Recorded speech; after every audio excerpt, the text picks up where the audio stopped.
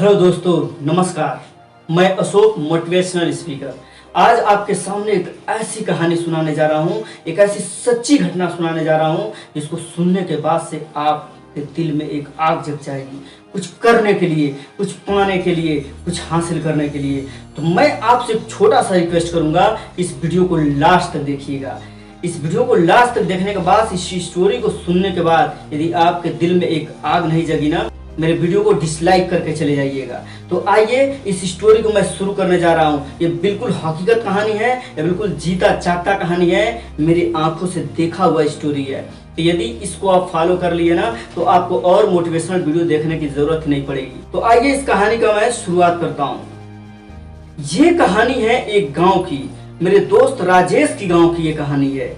और ये स्टोरी इतना दर्दनाक है कि आप इसको सुनने के बाद से अपने जीवन में कुछ करने के लिए उछल पड़ोगे, कुछ करने के लिए कूद पड़ोगे, कुछ करने के लिए घर से बाहर निकल पड़ोगे। उसके गांव में एक ऐसा फैमिली था, एक ऐसा परिवार था जो मात्र 3 लड़के थे उस पिता के। और वह पिता जो था अपने बच्चों को जीविका चलाने के लिए कहीं बाहर चला गया कमाने के लिए। गुजरात जैसे शहर में कमाने के लिए चला गया और कमाने जाने के बाद से वहां पर एक कंपनी में वो लगा, प्राइवेट कंपनी में, और वो काम करने लगा। काम करते करते उसके दिमाग में पता नहीं क्या आया कि वह व्यक्ति उस काम को छोड़ दिया और अपने घर चला आया। घर आने के बाद से वह व्यक्ति जो है धीरे धीरे कुछ बुरी संगति में फंस गया और बुरी संगति में पड़ने की वजह से वह दारू वगैरह, शराब वगैरह पीना शुरू कर दिया। और अपने दोस्तों के साथ शराब पीते पीते उसकी 1 एकड़ जमीन थी, उस सारी जमीन को धीरे धीरे धीरे धीरे करके बेच गया और बेच के सारा कुछ पी गया। गाड़ी खरीदा, घोड़ा खरीदा, सब कुछ खरीदा, लेकिन वो सारे कुछ खरीदने के बाद भी वो सब कुछ बेच दिया। वो तो बेच दिया और अपनी उम्र में ही, यानी अभी नौजवानी उसकी थी, तभी उसका डेथ हो गया। शराब पीने की वजह से उसका डेथ हो गया और डेथ होने के बाद से उनके बच्चों का जो हाल था वो बेहाल हो गया। आप समझ सकते हैं, जिस घर का मुखिया ही, जिस घर का सदस्य ही, जिस घर को चलाने वाला मालिक ही जब वो न रहे तो उस घर का क्या हाल होगा, उस परिवार पे क्या बीतेगी। वो बच्चे जो थे ना बहुत परेशान हो गए, बहुत उदास रहने लगे। उसमें जो सबसे बड़ा बेटा था ना, इन परिस्थितियों को देखकर उसके सामने बहुत भयावह स्थिति लगती थी। वो सोच नहीं पाता था कि करें तो क्या करें। उसका उम्र भी मात्र भी वही 12-13 साल की थी। वह लड़का करे भी तो क्या करे। जब वह लड़का अपने दोस्तों के साथ खेलने जाता था ना तो उसके दोस्त भी उसको बोला करते थे, अरे यही है वो पीने वाले का लड़का, यही है शराबी का लड़का, यही है दारूबाज का लड़का। और उसके दिल में ना बहुत दर्द होता था, बहुत तकलीफ होती थी उसको। लेकिन लड़का ने जिद पकड़ा कि मैं करूँ तो क्या करूँ, क्योंकि उसको लोग ऐसे ऐसे ताने मारते थे उस लड़के को कि ये जो लड़का है ना, ये भी अपने बाप की तरह एक दिन निकलेगा, ये भी एक दिन दारूबाज निकलेगा, ये भी एक दिन वैसे ही निकलेगा, और ये भी एक दिन जो घर द्वार बचा है ना वो भी बेच के अब पी जाएगा। तो उस लड़के के दिल में ये बहुत चोट करता था, बहुत घाव लगता था। मात्र 12 साल की उम्र में वो लड़का घर छोड़ दिया। तो वह लड़का जो सोनू था ना, अपने गांव के ही एक व्यक्ति के साथ मुंबई जैसे शहर में चला गया। और जाने के बाद से वहां एक होटल में उसको काम मिला। होटल में वो बर्तन धोता था, होटल में वो लोगों को खाना देता था, होटल में लोगों की सेवा करता था। लेकिन उसके दिमाग में एक बात गूंज रहा था कि अपने बाप की तरह शराबी बनेगा, ये अपने बाप की तरह दारूबाज बनेगा, ये अपने बाप की तरह ही काम करेगा। उसके दिमाग में ये बात बार बार घर करती थी। जब वो सोता था ना तो ऑटोमेटिक नींद से तड़प के उठ जाता था। कभी कभी उसके सपनों में भी ये बातें उसको आ जाती थी कि अपने बाप के जैसे करेगा। उसका बाप जैसे मरा था, उसके दिमागों में, उसके नज़र में वो सारी चीज़ें घूम रही थी, बार बार उसको कुरेद रही थी कुछ करने के लिए।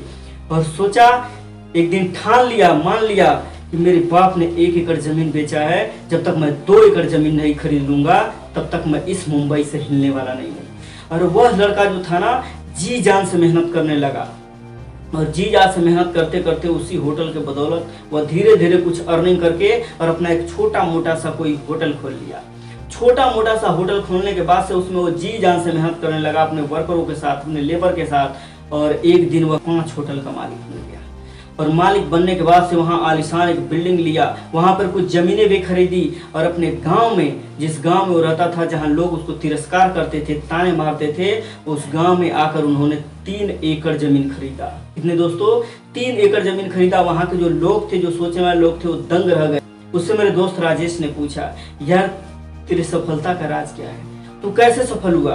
तो उस लड़के ने सीधा बताया, देखो यार, जब किसी की बात दिल पे लग जाती है ना, जब किसी की बात तुमको सोने नहीं देती है ना, जब किसी की बात तुम्हें पल पल सोचने पर मजबूर कर देती है ना, तो तुम जो है अंदर से कुछ करने के लिए निकल पड़ते हो।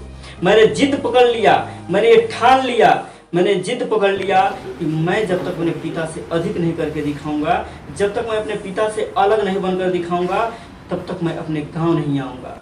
और यही मेरी जिद ने, यही मेरे विश्वास ने, यही मेरे आत्मविश्वास ने मुझे कुछ करने पर मजबूर कर दिया, और मैं आज तुम्हारे सामने खड़ा हूँ।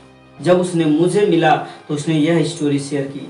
दोस्तों, यदि यह स्टोरी आपको पसंद आई हो तो एक लाइक जरूर कीजिएगा, यदि पसंद नहीं आई हो तो डिसलाइक करके हमारे चैनल को चले जाइएगा। लेकिन एक बात मैं आपसे बोलना चाहूँगा कि जिंदगी में कुछ हासिल करने के लिए आपको जिद्दी बनना पड़ेगा। यदि आपको किसी ने कभी कोई ताना मारा हो, उस बात को बार बार अपने दिमाग में लाना पड़ेगा, उसको तरोताजा करना पड़ेगा, तब जाके आप अपनी सफलता को हासिल कर सकते हैं। नहीं तो किसी ने कोई बात बोली, धीरे धीरे आप उसको इग्नोर कर देते हैं, धीरे धीरे भूल जाते हैं, और जिसके वजह से आप अपने सपनों को याद नहीं कर पाते हैं, और जिसके वजह से आप अपने लक्ष्य की प्राप्ति नहीं कर पाते हैं। तो जो किसी व्यक्ति की बात करते यदि आपके दिल पर लगी हो, तो आप उस चीज को बार बार रिमाइंड कीजिए, हर रोज रिमाइंड कीजिए कि उस व्यक्ति ने मुझे क्या बोला था, और जब तक मैं उसे हासिल नहीं कर लूंगा तब तक मैं रुकने वाला नहीं हूँ, ठहरने वाला नहीं हूँ। देखिए, सफलता आपकी कदम चूमेगी। Thank you, thanks for watching.